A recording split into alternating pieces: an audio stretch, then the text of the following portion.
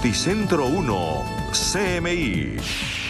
Buenas noches, bienvenidos a las noticias. Los siguientes son los 3 hechos más importantes de hoy en Colombia. La elección de Germán Bahamón como nuevo gerente de la Federación Nacional de Cafeteros, a pesar de la petición del presidente Gustavo Petro de aplazar esa designación, desató hoy una verdadera tormenta en la Casa de Nariño.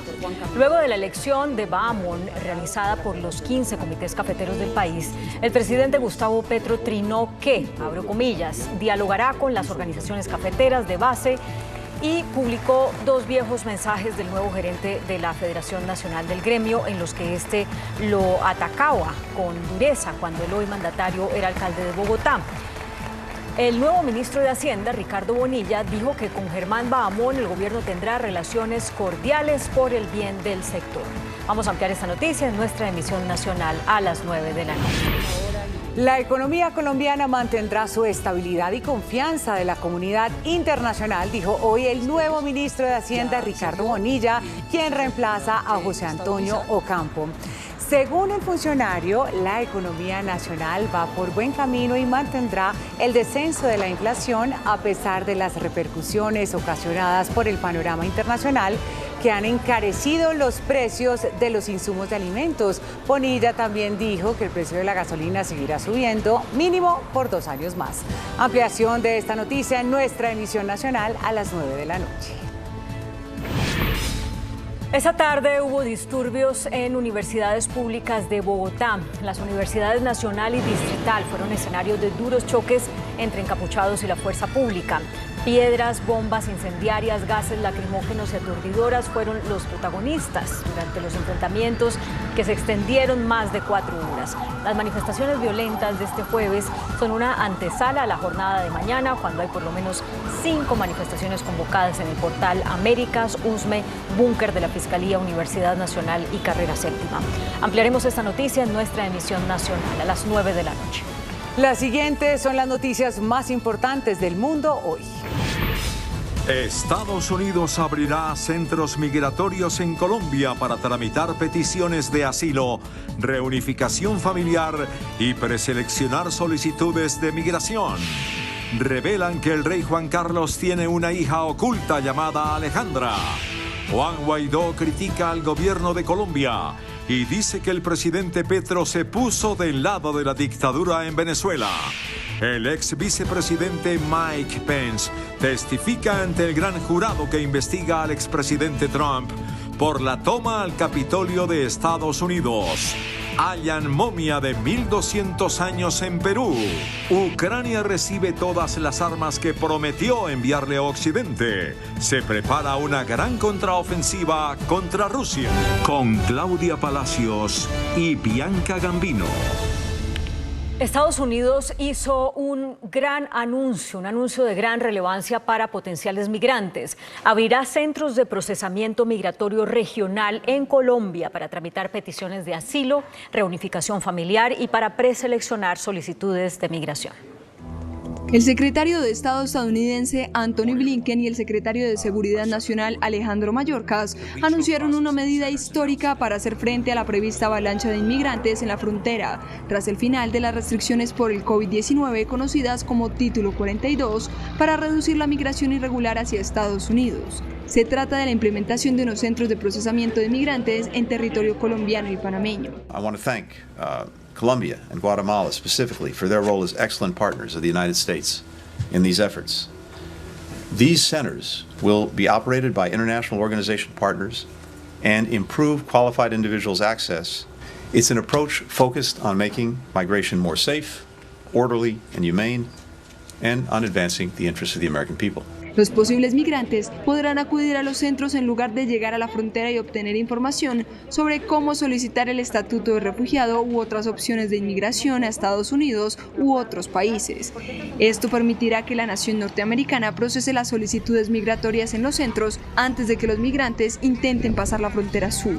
Beginning on May 12th, we will place eligible individuals who arrive at our southern border in expedited removal proceedings.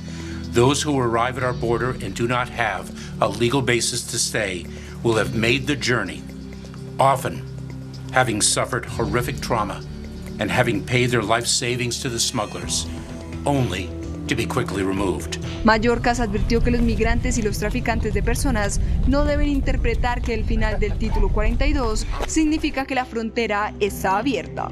The smugglers' propaganda is false. Let me be clear. Our border is not open and will not be open after May 11th. Los centros de atención al migrante no estarán ubicados ni en consulados ni en embajadas, sino en espacios de concurrencia de migrantes. Según un libro que saldrá publicado el próximo mes de mayo titulado King Corp, el imperio nunca contado de Juan Carlos I, revela que el rey emérito habría tenido una hija en secreto que se llama Alejandra. Hay un nuevo escándalo entre la monarquía española. Un gran secreto real que habría sido ocultado por muchos años fue revelado. El rey emérito Juan Carlos I sostuvo una relación extramatrimonial y ocultó que de ella nació una hija. Se llama Alejandra, está casada, tiene un hijo y nunca ha reclamado ningún tipo de derecho sucesorio. Creció ignorando quién era realmente su padre y cuando por fin lo averiguó, optó por seguir actuando como si la noticia nunca hubiera llegado a sus oídos. De acuerdo con el libro King Corp, el imperio nunca contado de Juan Carlos I, en la década de los 70, cuando ya estaba casado, el ahora rey emérito de España inició una relación con un aristócrata que era mayor que él. Tenían amigos en común y compartían su amor por la casa. De aquel romance nació Alejandra, quien creció ignorando que era una heredera. El libro también destaca que son 3 personas las que han confirmado la existencia de Alejandra y que la relación que tienen es la que normalmente se llevaría entre padre e hija. El líder opositor venezolano Juan Guaidó dio una rueda de prensa desde Miami, a donde llegó luego de ser expulsado de Colombia. Dijo que es un doble perseguido político y agregó que el presidente Gustavo Petro se puso del lado de la dictadura de Nicolás Maduro.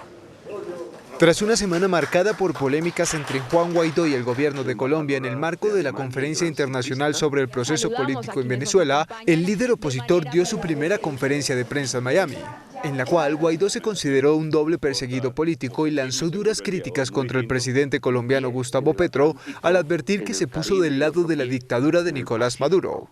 Lamentablemente, mientras estaba en Colombia, recibí amenazas de deportación y precisamente entregarme en las manos de Maduro, quien ha amenazado mi vida, nuestra libertad, quien ya ha asesinado dirigentes políticos, quien torturó a nuestro equipo de trabajo, a nuestra familia. Guaidó llegó a Estados Unidos desde Bogotá, a donde arribó asegurando que fue invitado por el canciller de Colombia, Álvaro Leiva. Sin embargo, Leiva negó la existencia de la invitación y aseguró que Guaidó ingresó a territorio colombiano de manera inapropiada. El republicano Donald Trump perdió una nueva batalla contra Mike Pence ante un tribunal en el que su ex número 2 testificó en su contra.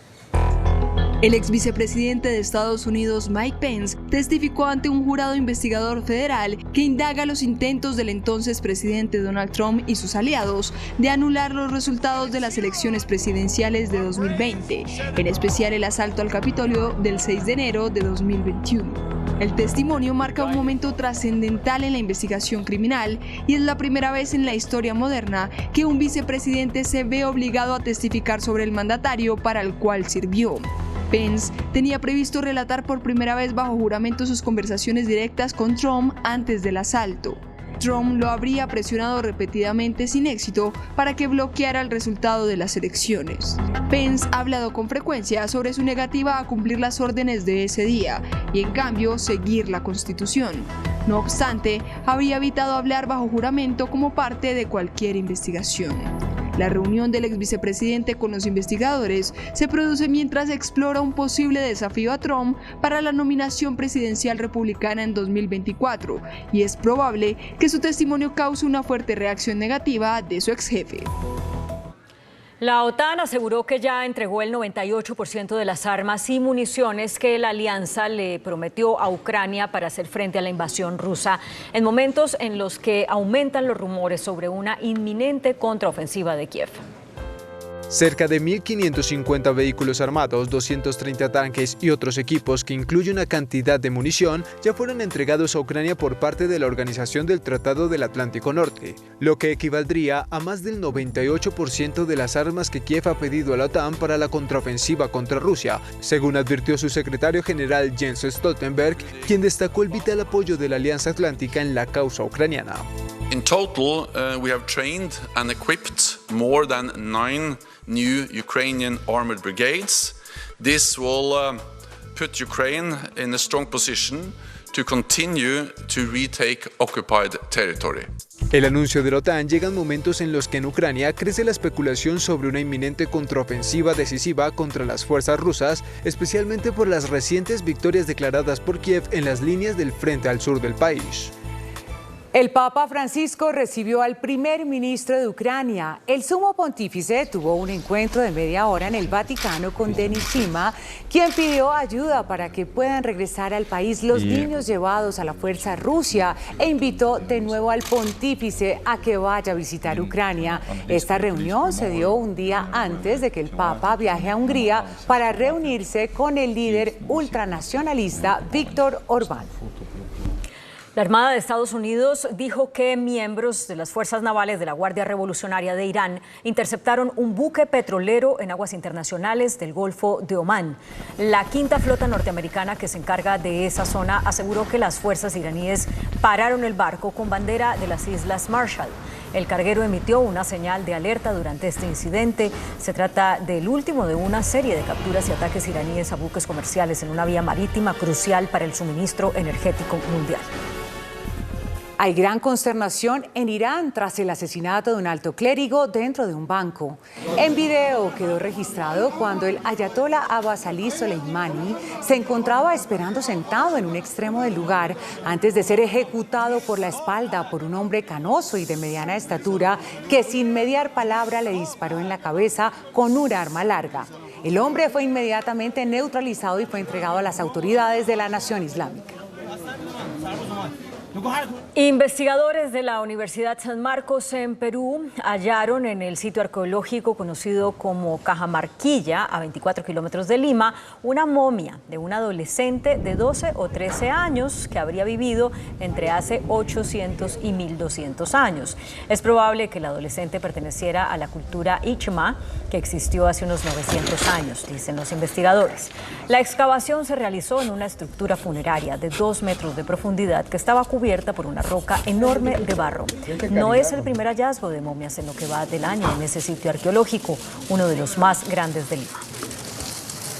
Desarrollan en Estados Unidos un perro robot que ayuda a reparar el metro de París. Para hacer labores en lugares recónditos y de difícil acceso, la red del Metro de París contrató a Percival, un robot en forma de perro capaz de realizar diferentes tareas con mayor agilidad, en el menor tiempo posible y sin poner en riesgo la salud y la integridad de los trabajadores.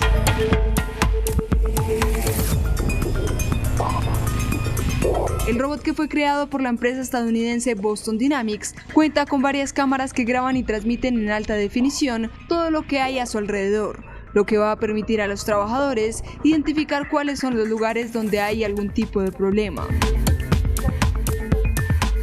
Este pequeño de 40 kilogramos tiene unas extremidades que lo convierten en la máquina ideal para meterse en zonas peligrosas en las que una persona no puede acceder tan fácilmente.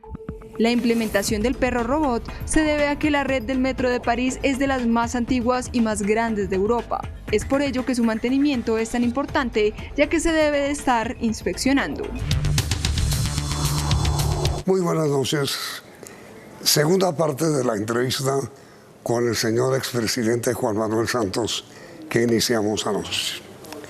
Señor presidente, gracias por aceptar la continuación de nuestra conversación. Usted utilizó anoche en varias ocasiones el término incertidumbre que por supuesto vive el país. ¿En qué consiste esa incertidumbre, presidente? Porque ha faltado una narrativa que la gente entienda en materia, por ejemplo, de seguridad.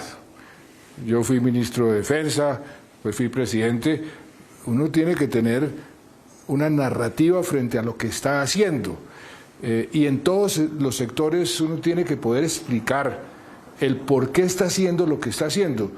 Y sí creo que ha faltado esa narrativa, ha faltado esa capacidad de comunicar, y esa capacidad de comunicar, esa incapacidad de comunicar, lo que genera es incertidumbre, porque entonces la gente no sabe bien para dónde vamos. Por eso yo espero que esa narrativa por parte de los ministros se ponga en práctica y la gente entienda qué es lo que se está haciendo y para dónde vamos. Señor presidente, esta no es una pregunta sobre política colombiana, sino es una pregunta sobre historia.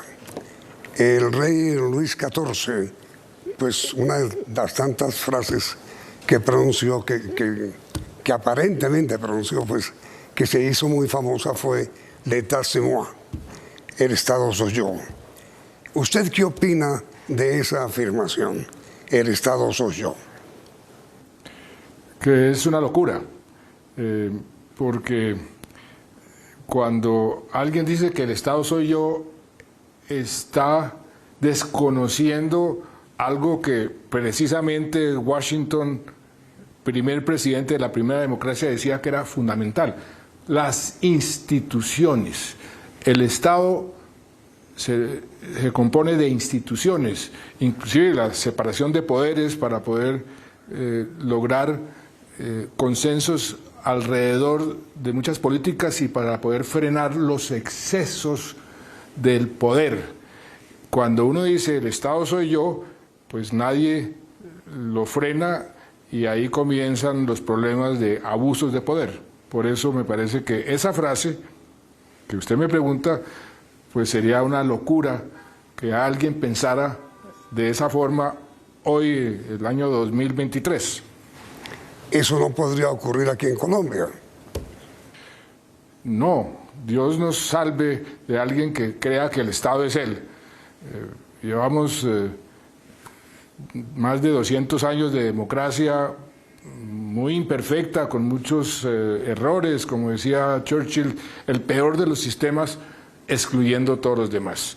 Si alguien se cree el Estado, y ese ha sido uno de los grandes problemas de América Latina, el caudillismo, porque los caudillos son los que creen que son ellos y el resto no importa, que son indispensables, y eso es lo que genera los problemas que América Latina ha tenido durante todos estos años, y por eso es parte de la explicación del retraso de América Latina frente a otras regiones del mundo. Sin hablar de política, señor presidente, sino hablando de la nación, ¿usted cómo ve que va Colombia en este momento? Yamid, eso es hablar de política. Uno no puede separar, si yo le digo cómo va Colombia, si va bien, si va mal, inmediatamente lo refieren al actual gobierno y al presidente. Yo espero que Colombia siga marchando en el camino de los pilares que yo le mencioné al comienzo, que el presidente Petro prometió en la campaña: la implementación del proceso de paz, porque ahí está la solución a muchos de los problemas de este país.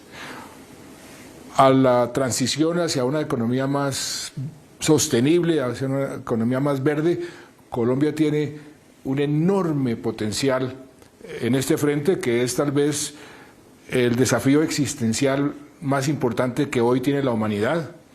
Y tercero, que siga en la lucha contra la pobreza y la desigualdad, porque, repito, mantenemos demasiados pobres y hay una desigualdad demasiado grande. Pero mire, señores presidente, a propósito de la paz, de la cual usted fue artífice después de más de 50 años de guerra, el señor presidente Petro ha hecho varias referencias a la paz que usted logró. Una hace unas semanas cuando dijo que la paz suya había sido muy incompleta. Y otra precisamente anoche, cuando dijo lo del niño, no han salido a las calles de Chapinero o no han podido entender en qué consiste en realidad la paz. Eso parecería una referencia clara a usted. Pues mire, Yamid, el presidente me puede dejar a mí metido, como me dejó en Cartagena, me puede echar vainazos, como dicen los bogotanos, pero yo no lo voy a responder. Yo le respondo diciéndole, señor presidente, aquí estoy listo a ayudar si usted me necesita en lo que yo pueda ser útil, pero ponerme a contradecirlo, la paz, nadie desconoce que él está queriendo la paz total, pero él sabe mejor que nadie que si no implementa el acuerdo de paz que se firmó con las FARC, su paz total fracasa, y fracasa estrepitosamente. Él lo sabe, y por eso cuando fuimos a Cartagena fuimos con el ánimo de ayudar a que esa implementación del proceso de paz se haga con mayor eficacia y eficiencia, porque como lo dijeron los propios excomandantes de las FARC, en este gobierno parecería que no hubiese el verdadero interés en implementar el proceso, y eso sería muy grave. Yo sí creo que hay interés, y por eso estamos dispuestos a ayudar a que eso se ejecute, esa voluntad, en realidades, porque eso es lo que el país necesita. Pero entonces, señor presidente, ¿qué significa implementar la paz? ¿Qué hace falta? Implementar la paz es poner en marcha, por ejemplo, la reforma agraria, darle las tierras a los campesinos. Se le ha dado muy poca. El famoso acuerdo con Fedegan ha sido mínimo la cantidad de hectáreas que se han comprado.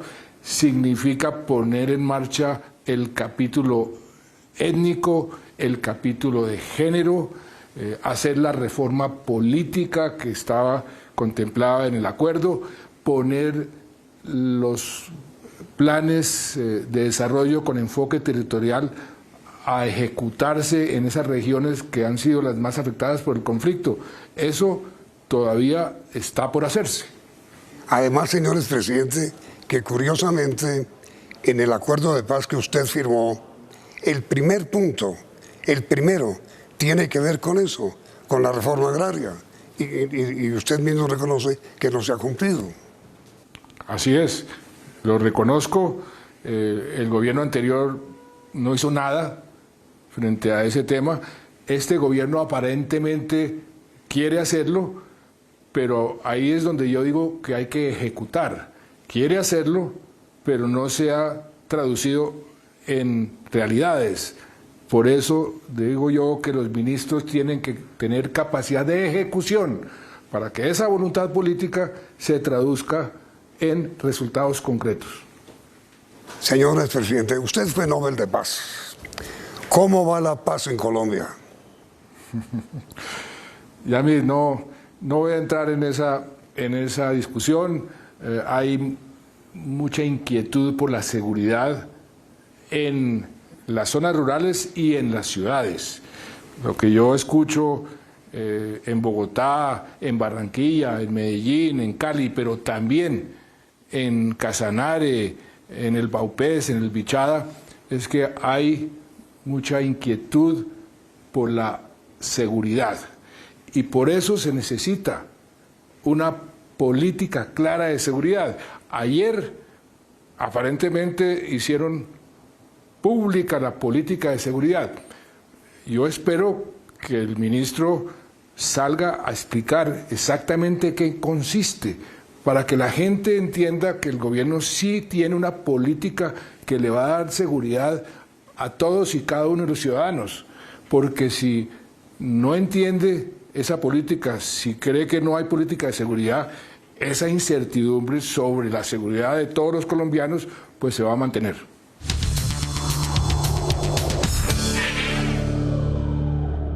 Ahora, mire, señor presidente, Usted durante los últimos meses, años, ha estado más dedicado a la política internacional que a la política nacional, en la cual evidentemente no se ha mezclado. Sobre política internacional, señores presidentes, ¿usted qué opina de la situación en Venezuela a propósito del foro que hubo ayer en Colombia? Pues mire, yo voy a seguir en la política internacional, a eso me he dedicado y a eso voy a seguir dedicado. Yo no voy a entrar a discutir la política nacional ni a intervenir en la política nacional. Con Venezuela yo espero que se logre un acuerdo y las condiciones aparentemente pueden estar dadas para que ese acuerdo sea posible, en donde al régimen de Maduro se le dé una salida digna si pierde las elecciones, a la oposición se le den garantías de participar en unas elecciones limpias, de darles garantías a los perdedores, algo parecido a lo que se hizo en Nicaragua cuando se le entregó el poder a Violeta Chamorro, o inclusive algo que se hizo en Irlanda del Norte de compartir parte del gobierno. Yo creo que un acuerdo es posible y por eso, pues desafortunadamente, la cumbre que se realizó el día de ayer, por falta de preparación, diría yo, esas cumbres hay que prepararlas con mucho más tiempo, pues no produjo un resultado concreto. Pero el solo hecho de que se hayan reunido es que hay un ánimo para que ojalá un acuerdo se pueda dar, y hay que hacerle seguimiento, y eso requiere un trabajo, yo diría, de diplomacia privada, de diplomacia confidencial, porque los acuerdos como estos son difíciles cuando se hacen a través de los medios de comunicación, porque todos tienen intereses de un lado y del otro, y cada vez que hay alguna manifestación de uno o del otro, vienen los interesados a sabotear. Entonces, un acuerdo es posible si hay diplomacia privada, y ojalá los que puedan participar en esa diplomacia privada pues se sienten, y si hay el ánimo por parte de Maduro y de la oposición, que yo creo que sí puede haber ese ánimo para lograr un acuerdo, ese acuerdo se puede lograr. ¿Usted cree que dentro de esa filosofía Venezuela debe regresar a la OEA o debería? Por supuesto, es que si queremos que Venezuela recobre su democracia y vuelva digamos, al conjunto de naciones que respetan las reglas de juego, parte de las reglas de juego es el multilateralismo, y parte en la región de ese multilateralismo es la OEA. Entonces, sí, una consecuencia lógica de un acuerdo entre Maduro y la oposición es el regreso de Venezuela a la OEA y el acatamiento de la Carta Democrática. Es decir, ¿usted es partidario de que Venezuela realice elecciones presidenciales dentro de un marco de vigilancia, de pulcritud, de total neutralidad? Por supuesto, es que no hay otra solución. Si queremos volver a la democracia, tenemos que usar las reglas de la democracia, y una de esas reglas es tener unas elecciones limpias donde todo el mundo sienta que tiene garantías. Esa es una condición fundamental. Hay otras condiciones para que ese acuerdo se dé, que son las que se tienen que discutir, pero esa es una elemental. Mi pregunta final, señor expresidente, y le ruego que me la responda porque no es política. ¿Cuál es, según usted, el futuro de Colombia si las cosas siguen como van? David, usted es un gran periodista. Yo también soy periodista y he aprendido de usted muchísimo, y yo no voy a caer en esa pregunta y en esa trampa que me acaba de poner, porque cuando me dice cuál es el futuro de Colombia si seguimos como vamos, si le digo que va a ser maravilloso, la interpreta de una forma. Y si le digo, uy, si seguimos como vamos muy mal, lo interpreta de otra e inmediatamente me lleva al escenario político. Yo espero, porque Colombia tiene un enorme potencial, Colombia siempre ha sabido salir de sus crisis. Yo escribí un libro que se llama, un ejemplo en un mundo en crisis. Inclusive creo que por aquí está el libro, si me lo pasan. Ahí está. Colombia ha tenido muchas crisis y ha salido de esas crisis en una forma muy, mire aquí, un mensaje optimista para un mundo en crisis. Aquí hay ejemplos de crisis que hemos tenido y cómo Colombia ha salido de esas crisis avante, y por eso tenemos que mantener el optimismo, mantener la esperanza. Colombia es un gran país, un país muy rico, con un enorme potencial. De manera que, para responder su pregunta, yo sigo siendo optimista sobre Colombia, porque nosotros hemos ya dado ejemplos de crisis que hemos superado y hemos salido adelante y hemos quedado mejor de lo que estábamos antes. Mire, presidente, una pregunta pues que a mí me llama mucho la atención, casi que privada, que es esta. Me ha llamado la atención que en esta entrevista usted ha hecho 2 o 3 veces, ha repetido esta afirmación, que usted desearía servirle al presidente Petro. Me llama la atención que usted ha hecho varias veces esa referencia, que estaría dispuesto a servirle. En esencia, ¿qué quiere usted decir con eso? No quiero decir nada. O sea, no estoy buscando ni que el presidente me llame, ni que el presidente me busque, ni que yo esté interesado en hacer nada en particular. Lo que he mantenido hace mucho tiempo es que los expresidentes no deben intervenir en política, no deben aferrarse al poder, no deben interferir los gobiernos siguientes, pero deben estar siempre dispuestos a ayudar si son requeridos en situaciones muy particulares.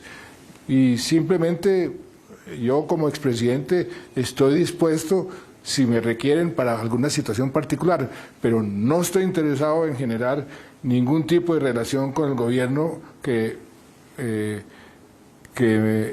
digamos, me obligue a tener algún tipo de responsabilidad. No estoy interesado, yo sigo en mis tareas internacionales, es lo que me gusta, y por otro lado, en mis tareas personales con mis nietos, eso es lo que me gusta, y la academia, y en eso estoy.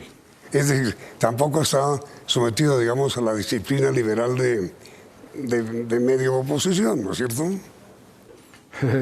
No. Es que yo no estoy en la política, Yanis, no estoy ni sometido a ninguna disciplina, no pertenezco a ningún partido, no estoy interesado en formar ningún partido, no estoy interesado en aferrarme al poder. Ya tuve el poder, hice lo que pude, creo que los resultados fueron buenos, pero usted y los colombianos son los jueces finales, pero como expresidente simplemente digo yo que estoy listo si me requieren, pero no estoy interesado. Estoy listo si me requieren, pero no estoy interesado. Dejémoslo así. Bueno, presidente, muchísimas gracias. Pero mire, esa parte final, estoy listo, pero no me interesa. No, la verdad no lo entiendo. No, entonces quítele el estoy listo. Quítele el estoy listo. Póngale, mire, si se produce una crisis muy grave y de pronto le dicen a los expresidentes vengan y ayuden, pues uno va y ayuda, pero aparte de eso no estoy interesado en intervenir en ninguna de las políticas del gobierno. Estoy fuera de la política, Yamid. Yo sé que usted es muy hábil, que me quiere llevar a que no esté listo, es que usted está interesado en algo del gobierno. No estoy interesado. Estoy interesado que el gobierno haga ciertas cosas, como se lo he dicho, implemente el proceso de paz, haga una transición hacia la economía sostenible que sea responsable, pausada, que además tenga en cuenta las realidades del mundo y que sea eficaz en sus políticas sociales. En eso, por supuesto que estoy interesado, pero no me interesa intervenir en cómo hacerlo, porque esa es responsabilidad del gobierno. Señores presidente Juan Manuel Santos, usted ha sido muy amable con nosotros, muy querido presidente. Le deseo que tenga un resto de noche muy feliz, muy amable, señores presidente. A usted, qué bueno volverlo a ver, y a mí le deseo lo mejor y muchas gracias. A usted, presidente, muy amable. Y a ustedes, televidentes, igualmente, gracias por la sintonía y esperamos que continúen aquí, en Noticentro 1. Sí. Noticentro 1, CMI. Tempestad por elección de nuevo gerente de la Federación Nacional de Cafeteros. Presidente Petro la objeta y caza otra pelea porque cafeteros defienden la elección. Nuevo gerente Germán Bahamón ofrece diálogo para estrechar relaciones con el presidente.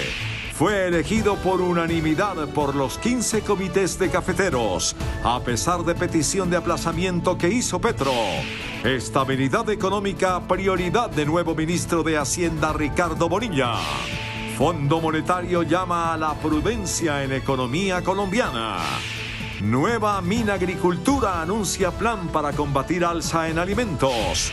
Nuevo Mininterior Luis Fernando Velasco anuncia diálogo con todos los partidos. Nuevo ministro de Salud Guillermo Alfonso Jaramillo asegura que buscará consenso para reforma a la salud. Disturbios hoy en Bogotá, Bucaramanga y Cali. Mañana día de protestas por segundo aniversario de estallido social. Estados Unidos creará centros de atención de migrantes. Dólar se dispara y cae la bolsa por reajuste ministerial. Con Claudia Palacios y Bianca Gambino. Iniciamos nuestra segunda hora de noticias. Una tempestad desató la elección del nuevo gerente de la Federación Nacional de Cafeteros, Germán Bahamón. El presidente Gustavo Petro la objetó y anunció un diálogo solo con las organizaciones regionales de cafeteros. La tempestad política se desató esta mañana tan pronto el Comité Extraordinario Cafetero eligió al ingeniero agroindustrial Germán Bahamón, de 48 años de edad, oriundo del departamento del Huila, como nuevo gerente de la Federación Nacional de Cafeteros en reemplazo de Roberto Vélez, a pesar de la oposición férrea del propio presidente de la República, Gustavo Petro. El Comité Extraordinario de Cafeteros representa a los 15 comités regionales del café, que a su vez tienen la representación de 500.000 familias cafeteras de todo el país. La elección de Bahamón supone un enfrentamiento con la Casa de Nariño. Tan pronto fue elegido, el presidente de la República puso una publicación en su cuenta de Twitter. Este es el nuevo presidente de la Federación Nacional de Cafeteros. Pensé que era el tiempo del diálogo y la construcción común. Dialogaré con sus organizaciones de bases regionales. Y en su publicación, el presidente Gustavo Petro subió 2 trinos de Germán Bahamón de hace años, cuando Gustavo Petro era alcalde de Bogotá, en las que el hoy gerente de la Federación de Cafeteros criticaba al mandatario de los colombianos. Bogotá, 75.000 millones de multa. Gustavo Petro, inconstitucional e ilegal, y violó régimen de competencia, servicios públicos. Esto cuando el procurador Alejandro Ordóñez lo destituyó por el modelo de basuras que impuso Petro en la capital de la República. Y también publicó esta imagen del presidente Gustavo Petro sobre Germán Bahamón, que le decía entonces: Petro más UP, FARC igual Venezuela. No obstante esta tempestad, el nuevo ministro de Hacienda, Ricardo Bonilla, dijo que habrá relaciones cordiales con el gerente Bahamón. Presidente, ya acata esa decisión por más de que esté molesto, y usted va a trabajar de la mano con Germán Bahamón. Tenemos que sentarnos con la Federación de Cafeteros y con sus nuevas directivas para establecer las relaciones cordiales que deben existir con el gobierno.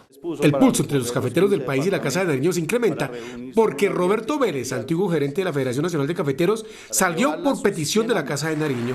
Y ahora esos cafeteros no siguieron la sugerencia del presidente Petro de aplazar la elección de Germán Bahamón. El nuevo gerente de la Federación Nacional de Cafeteros, Germán Bahamón, ofreció fortalecer el diálogo y estrechar las relaciones con el gobierno después de anunciar la hoja de ruta para el sector. Este jueves se reunió en pleno el Congreso Extraordinario Cafetero con el fin de elegir al nuevo gerente de la Federación Nacional de Cafeteros. Manifiestan su respaldo unánime entonces al candidato Germán Alberto Bahamón. Germán Alberto Bahamón Jaramillo fue el elegido por los 15 comités cafeteros del país que en un voto unánime mostraron su voz de independencia. En las primeras palabras del dirigente huilense anunció sus metas para mejorar el sector. La renovación cafetera, mejorar los índices de productividad y trabajar en el cooperativismo es parte de la hoja de ruta. Fortalecimiento del sistema cooperativo y asociativo en búsqueda de mantener el fin único y último de la Federación Nacional de Cafeteros, que es la garantía de compra.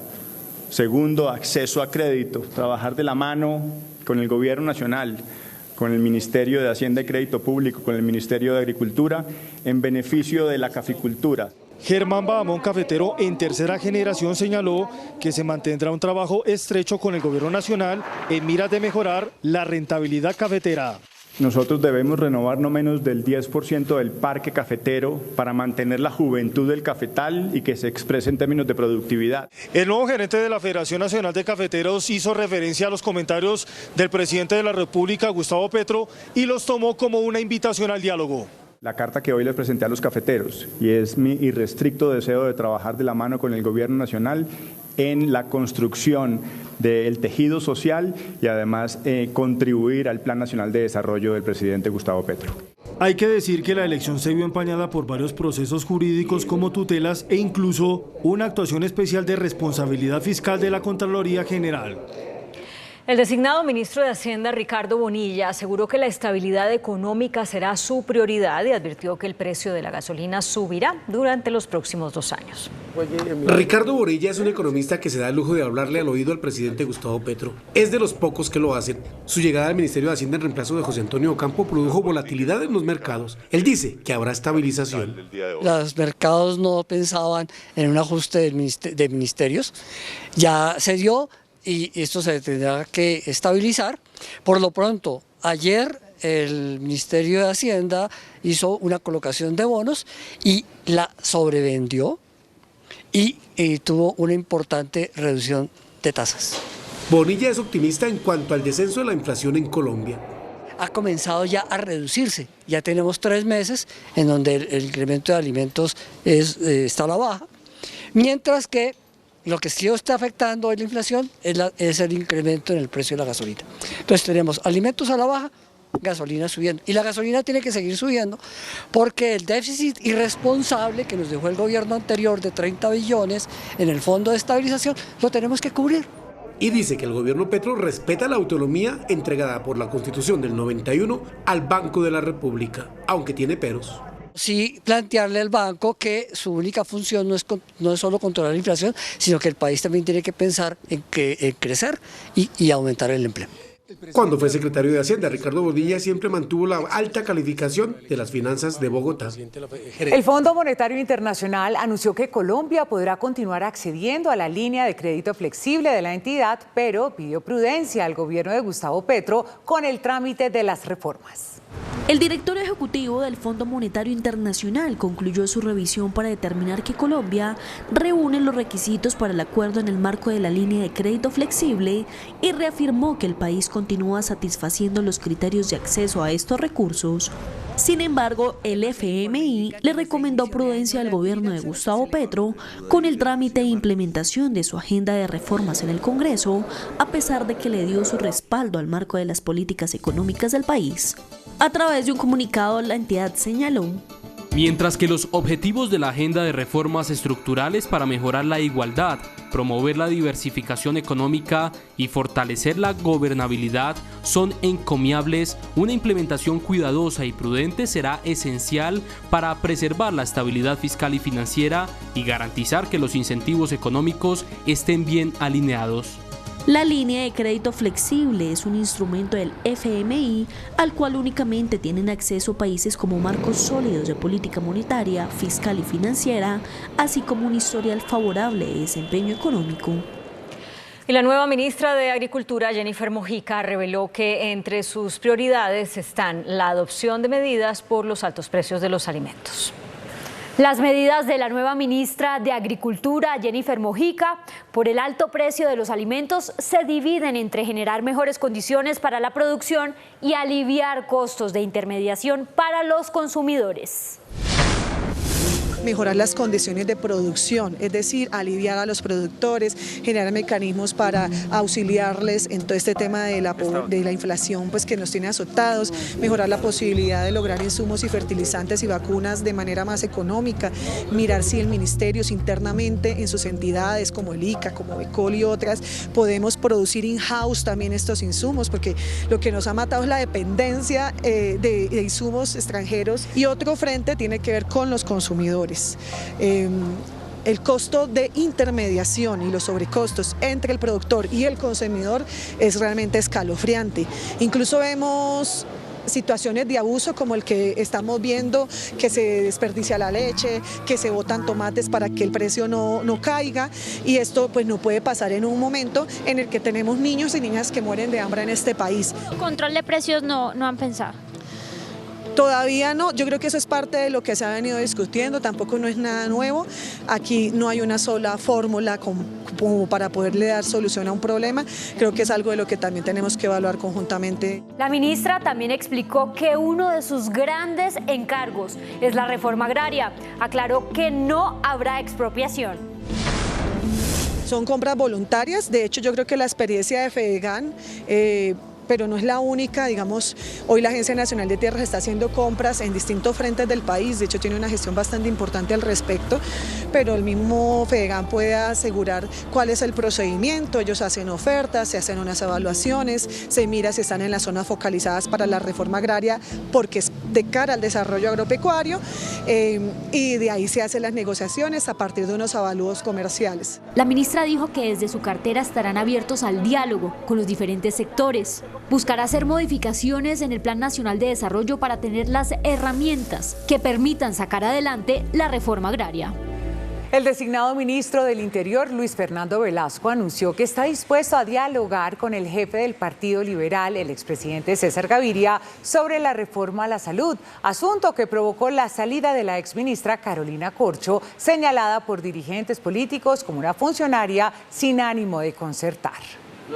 Luis Fernando Velasco, nuevo ministro del Interior, en declaraciones a Noticentro 1 CMI, aseguró que está dispuesto a dialogar sobre la reforma a la salud con todas las fuerzas políticas sin arrogancias. Yo no tengo vetos con nadie, claro, habrán espacios que son más difíciles, y más difíciles porque hay gente muy importante que ha asumido unas posiciones radicales. Yo esperaría que ellos cambien esas posiciones radicales y claro que estoy dispuesto a hablar con todo el mundo. ¿Está hablando del expresidente Gaviria?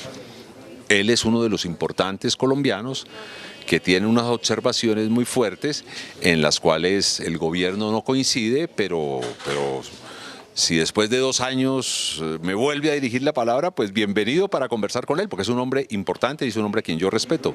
El nuevo ministro del Interior también le hizo un llamado a los directivos de los partidos a dialogar sobre las reformas, pero anunció que buscará recomponer las mayorías buscando voto a voto entre los congresistas. Nosotros lo que necesitamos son los votos necesarios para que Colombia tenga un buen sistema de salud. ¿Buscará el voto a voto con los congresistas? Si nos toca como gobierno buscar voto a voto, lo buscaremos. El ministro Velasco advirtió que con esta actitud no está desconociendo a las directivas de los partidos, sino ejerciendo el derecho de todo gobierno a hablar con los congresistas. El designado ministro de Salud, Guillermo Alfonso Jaramillo, anunció que buscará un consenso con todos los sectores políticos en torno al proyecto de reforma a la salud. En tono mucho más conciliador que su antecesora Carolina Corcho, Guillermo Alfonso Jaramillo tiene el reto de sacar adelante la reforma a la salud. Dice que lo va a lograr. Yo soy muy optimista, yo creo que la gran mayoría de la reforma se ha venido consensuando, quedan algunos puntos que son álgidos. Yo creo que esto con paciencia y dialogando con todos, cada uno de los parlamentarios, representantes y senadores, podemos llegar a un acuerdo favorable, porque aquí está en juego es la salud de todos los colombianos. En ese propósito, buscará acuerdos con congresistas y partidos políticos. Para poder sacar algún proyecto hay que buscar consenso.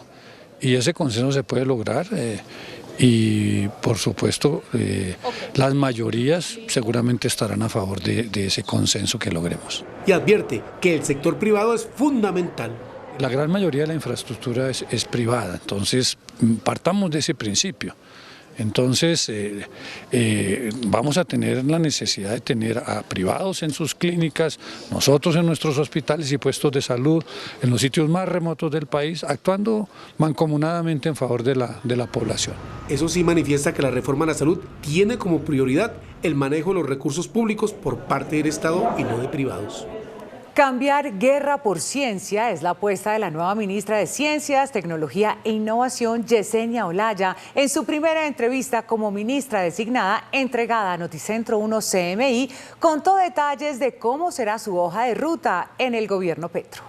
Fueron mis méritos la puerta de entrada al gobierno nacional.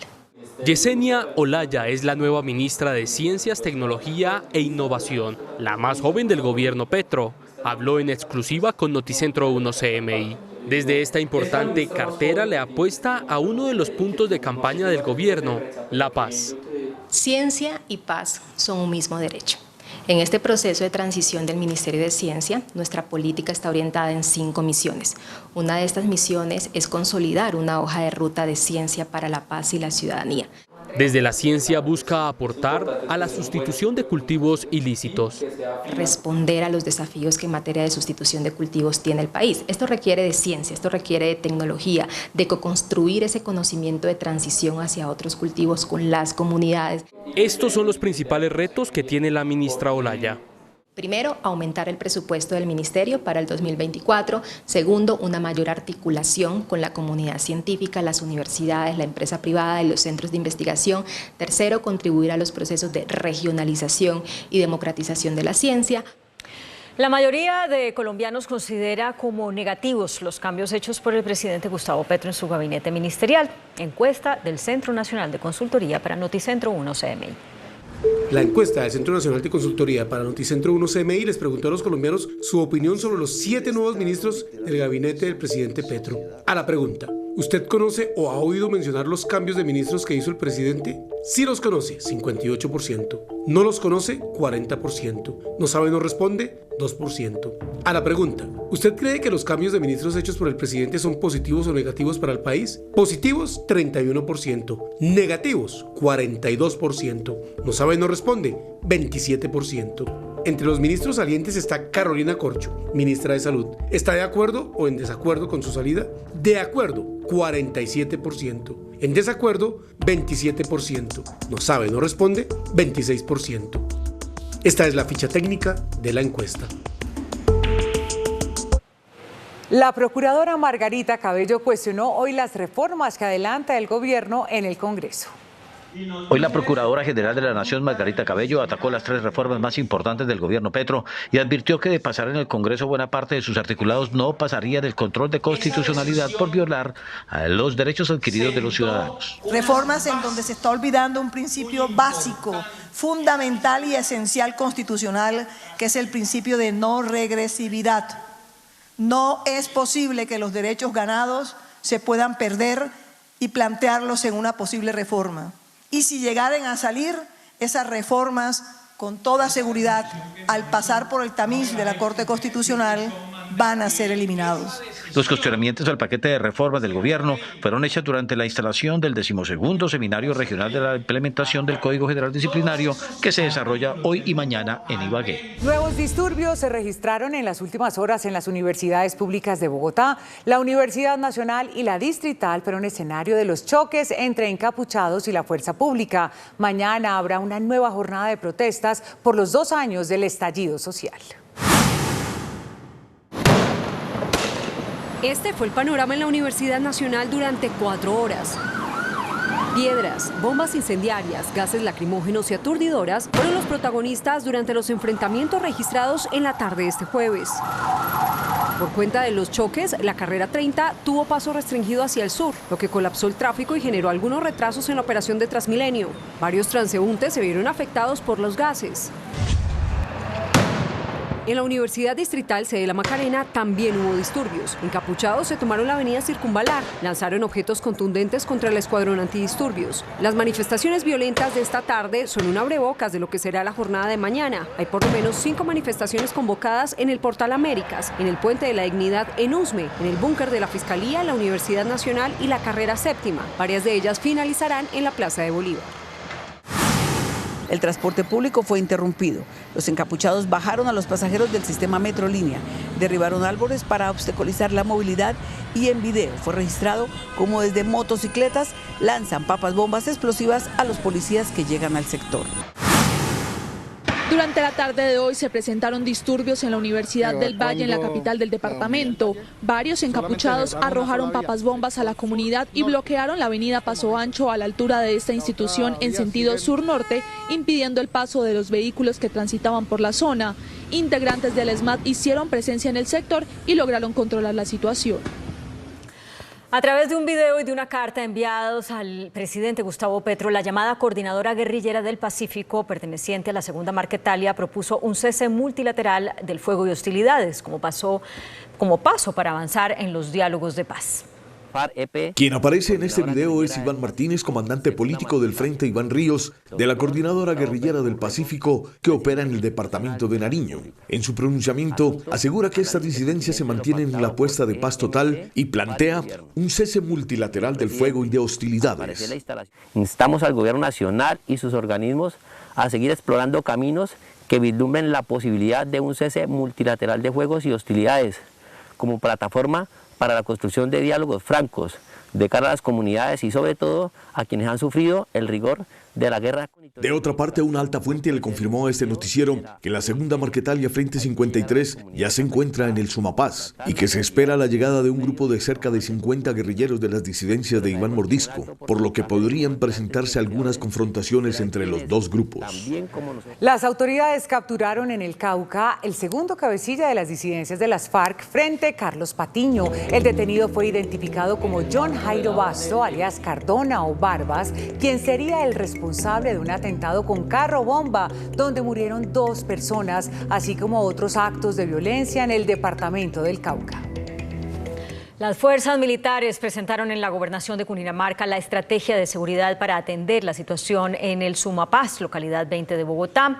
Esto luego de confirmarse la llegada de las disidencias de Iván Márquez a través del Frente 53, autodenominado Edison Romaña, y la presencia de las disidencias de Iván Mordisco. La reunión estuvo encabezada por el comandante del Ejército General Luis Ospina. Estuvieron presentes el gobernador de Cundinamarca, Nicolás García. Vía virtual estuvo la alcaldesa de Bogotá, Claudia López, y el gobernador del Meta, Juan Guillermo Zuluaga. También participó el comandante de la Policía Metropolitana de Bogotá, general Carlos Triana. El comandante del Ejército se refirió a la situación generada tras el anuncio de la Segunda Marquetalia de su llegada al Sumapaz, localidad 20 de Bogotá. Los hombres de Iván Márquez anunciaron que el Frente 53 Edison Romaña estará en esta región, Meta y Bichada. También se conoció que las disidencias de Iván Mordisco están en la región. El comandante del ejército presentó un plan de emergencia para atender la situación y la posible confrontación que se pueda dar en los próximos días entre estas estructuras armadas. Al final de la presentación, nadie quiso dar declaraciones a la prensa. El Ministerio de Defensa fijó el presupuesto para el bienestar de hombres y mujeres de las fuerzas militares en 600.000 millones de pesos. Para este año, cada militar tendrá un aumento en la partida de alimentación de un 57,8%. Una parte de la adición, alrededor de 600.000 millones, del 1.300.000 millones que están previstos en la adición para el Ministerio de Defensa. La educación como eje fundamental. Pretendemos que con una inversión este año de 10.000 millones de pesos de adición presupuestal podamos implementar programas que permitan superar esa situación. 104.000 millones de pesos estarán dirigidos a la entrega de 100 viviendas para veteranos. Otros 80.000 millones estarán destinados a mantenimiento de infraestructura y equipos. El canciller Álvaro Leiva explicó esta noche en Noticentro 1 CMI las medidas que Estados Unidos anunció para la atención de los migrantes y el programa de reunificación de las familias colombianas en ese país. El secretario de Seguridad Nacional, Alejandro Mayorkas, y el secretario de Estado, Antony Blinken, anunciaron medidas históricas para hacer frente a la prevista avalancha de inmigrantes en sus fronteras y reducir la migración irregular hacia los Estados Unidos. Habrá centros de procesamiento de migrantes en territorio colombiano. I want to thank Colombia and Guatemala specifically for their role as excellent partners of the United States in these efforts. These centers will be operated by international organization partners and improve qualified individuals' access. It's an approach focused on making migration more safe, orderly, and humane, and on advancing the interests of the American people.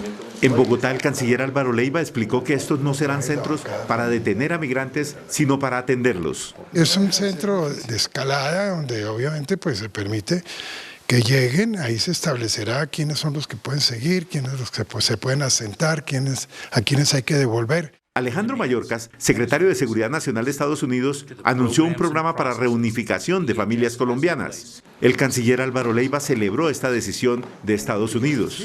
Esto es una cosa absolutamente novedosa y para las familias colombianas es una noticia de mucha trascendencia.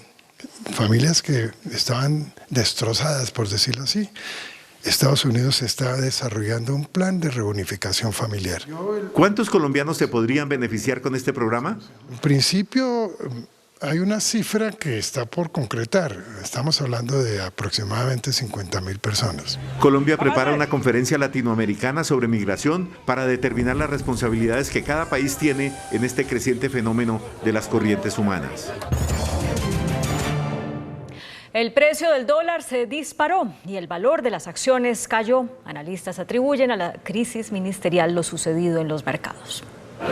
Por tercer día consecutivo el precio del dólar subió como consecuencia de la crisis ministerial y que dejó por fuera a José Antonio Campo del Ministerio de Hacienda. La divisa cerró en su promedio a 4.654 pesos para una disminución de 102 pesos frente al día anterior en una jornada que marcó un máximo de 4.678 pesos. Se negociaron 1.314 millones de dólares. Se mantiene incertidumbre de los inversionistas. Se generan demandas en el mercado colombiano con los anuncios de ayer de los cambios de los ministros que hacen que se generen miedos porque la gente no sabe qué va a suceder.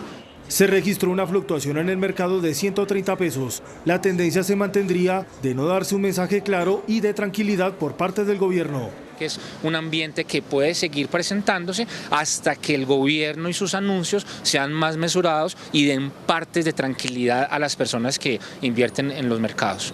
La bolsa de valores también cayó en la jornada a 1.167 unidades, una reducción de 1,53%.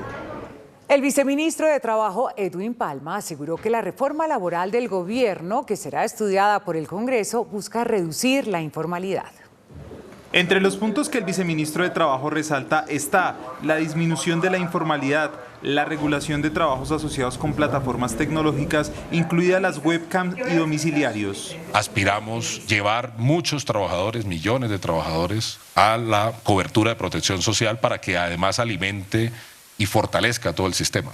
De acuerdo con el gobierno, también se busca formalizar a más de 700.000 empleados domésticos y mejorar las condiciones de los domiciliarios cuya situación laboral en general es calificada por el gobierno como precaria. No tener estabilidad en el empleo no permite generar un proyecto de vida. Palma estuvo en un evento en la Contraloría hablando sobre la situación laboral en el país. El Contralor General Carlos Hernán Rodríguez aseguró que la reforma laboral es necesaria e inaplazable y destacó que con la iniciativa del gobierno se busca garantizar la protección de los trabajadores. El jefe del ente de control fiscal dijo que la reforma laboral es necesaria y se debe discutir con mesura y responsabilidad. Que estamos de acuerdo todos los colombianos y es que pienso de que deben existir unas reformas, de que hay una política de cambio y que esta política de cambio debe realizarse sobre lo construido. Rodríguez reveló que la Contraloría investiga irregularidades por más de 65.000 millones de pesos relacionados con entidades encargadas del manejo del sector laboral. Allí estamos diciendo en dónde hemos determinado ya apertura de procesos de responsabilidad fiscal por una cifra superior a los 65.000 millones de pesos. El Contralor agregó que es necesario que se revise la situación de los empleados por prestación de servicios. La Unión Europea anunció que abrirá un proceso de renegociación del acuerdo comercial que tiene con Colombia para incluir productos manufacturados o agroalimentarios que los europeos podrían comprar a nuestro país.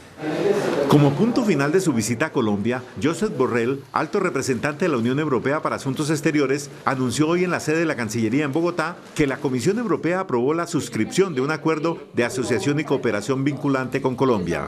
Hemos reafirmado nuestro compromiso de elevar nuestras relaciones y de concluir un acuerdo de asociación y de cooperación que complemente el acuerdo comercial que ya tenemos, pero que necesita ser modernizado.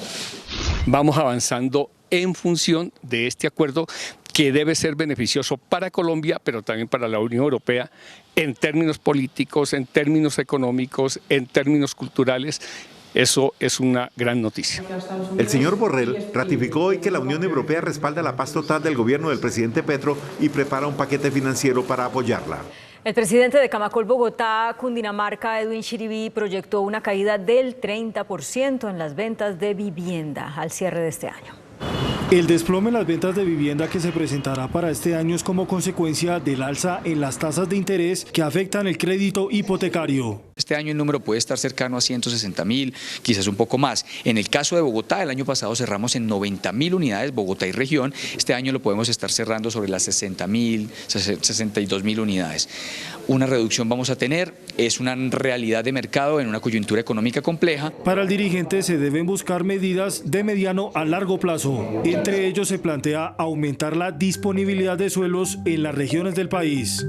La posibilidad de tener suelo de manera oportuna, tener servicios públicos de manera oportuna, eso nos permite lanzar nuevos proyectos al mercado. Y lo segundo, superar cuellos de botellas en materia de trámites. Eso para nuestro sector pesa y cuesta bastante. El pronunciamiento lo hizo durante la asamblea de Camacol, Bogotá, Cundinamarca.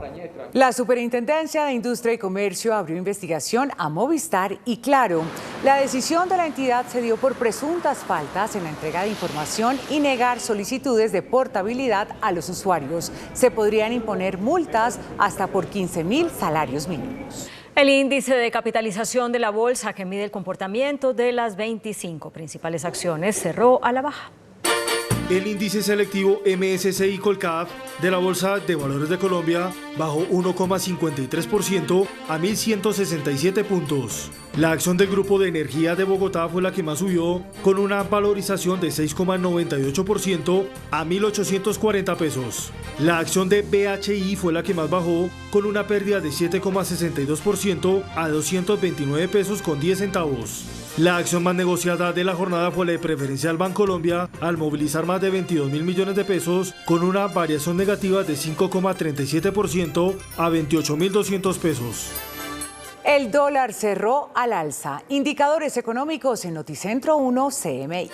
La tasa representativa del mercado que regirá para mañana viernes será de 4.654 pesos con 14 centavos. Los profesionales del cambio compran la divisa en promedio en 4.430 pesos y la venden en 4.480 pesos. Un euro cuesta 5.128 pesos con 50 centavos. La libra de café en Nueva York se cotizó a $1.92 centavos.